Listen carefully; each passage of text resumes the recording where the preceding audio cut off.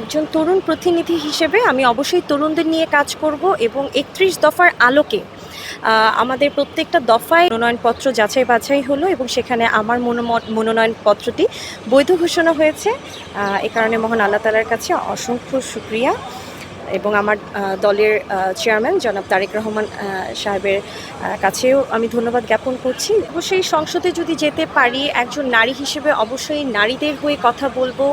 সমাজে অবহেলিত নিগৃহীত নারীরা যে কী পরিমাণ অসহায় তাদের বিভিন্নভাবে সহযোগিতার আশ্বাস বাড়িয়ে দেওয়ার জন্য আমি কথা বলবো। তাদের কর্মসংস্থানের ব্যবস্থার জন্য ফিমেল এম্পাওয়ারমেন্ট বলতে যেটাকে আমরা বুঝি ফিমেল হেলথ, ফিমেল এডুকেশন নিয়ে কাজ করব। একজন ডাক্তার হিসেবে অবশ্যই অসহায় রোগীদের জন্য কাজ করতে চাই, হেলথ কেয়ার সিস্টেমকে ডেভেলপ করতে চাই এবং ডাক্তার হয়ে ডাক্তারদের রাইটস নিয়েও কথা বলতে চাই।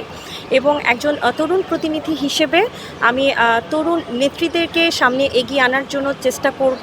একজন তরুণ প্রতিনিধি হিসেবে আমি অবশ্যই তরুণদের নিয়ে কাজ করব এবং ৩১ দফার আলোকে আমাদের প্রত্যেকটা দফায় যেই রুলসগুলো আছে সেগুলো মেনটেন করে আমি তরুণ প্রতিনিধিদের নিয়ে এবং তরুণ সকলকে নিয়ে কাজ করতে চাই।